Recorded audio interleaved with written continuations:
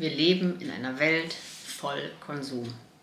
Jeder hat alles und das im Überfluss. Ist es nicht so? Fühlst du dich da nicht angesprochen? Überleg mal. Ich meine, also bei uns ist es so, dass nein, wir leben in keiner Villa, wir haben nicht 5 Autos.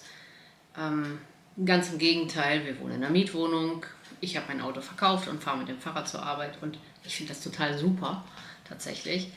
Aber ich stelle immer wieder fest, dass wir trotzdem, obwohl wir nicht in Geld schwimmen, unser Kühlschrank ist immer voll. Wenn wir irgendwas haben wollen, können wir uns das kaufen. Ich bin als Kind nicht so aufgewachsen und arm waren wir auch nicht. Aber irgendwie hat sich die Zeit verändert, habe ich das Gefühl. Und ja, diese ständige Fülle ist einerseits natürlich total super, dass man, dass das möglich ist einfach. Ich bin dankbar dafür, dass das möglich ist, aber wenn ich mir allein den Aufschnitt angucke, den wir so im Kühlschrank liegen haben, jedes Mal aufs Neue. Ich meine, als würde man nicht daraus lernen. Es ist immer viel. Man hat nicht eine Sorte Wurst, eine Sorte Käse und eine Marmelade oder so.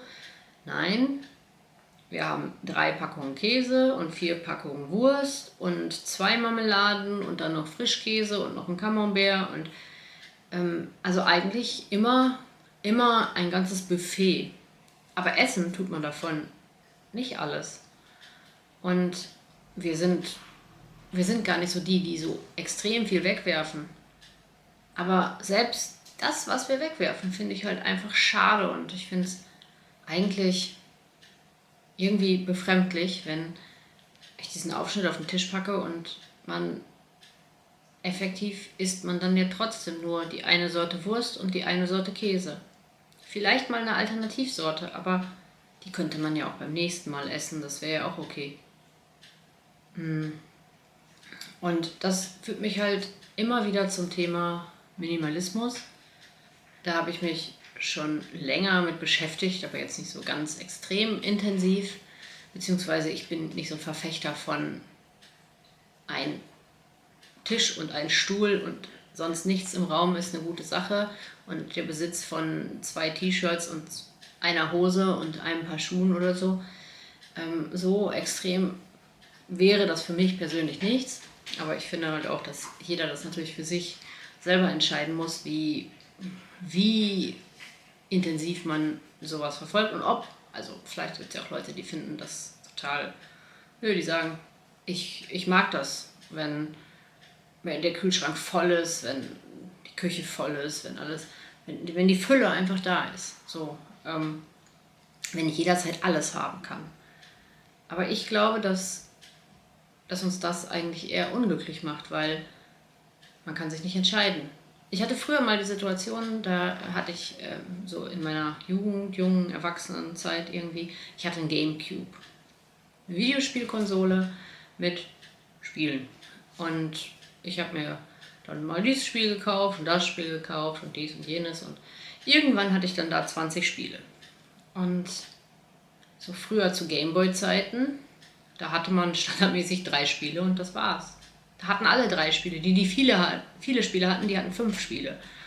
Und ich will nicht sagen, früher war alles besser, aber an diesem Beispiel, ich hatte tatsächlich ich wusste gar nicht mehr, was ich spielen wollte beim Gamecube, weil da hatte ich Bock und Zeit und stand vor diesen Spielen und denke mir, ja, und dann habe ich irgendwie gar nichts gespielt, weil ich gar nicht wusste, was ich spielen wollte, weil die Auswahl viel zu groß war. Bin ich im Supermarkt und habe die Auswahl zwischen 35 Sorten irgendwas und finde nicht schnell diese eine Sorte, die mir bekannt ist oder wie auch immer, oder weiß noch gar nicht, was ich eigentlich möchte, dann kaufe ich gar nichts. Dann bin ich absolut überfordert damit und ich glaube, das ist halt auch das, was Minimalismus einfach ausmacht, dass man aufhört, sich selbst zu überfordern. Und da möchte ich letztendlich hin. Und ich finde, der Weg dahin ist schwierig.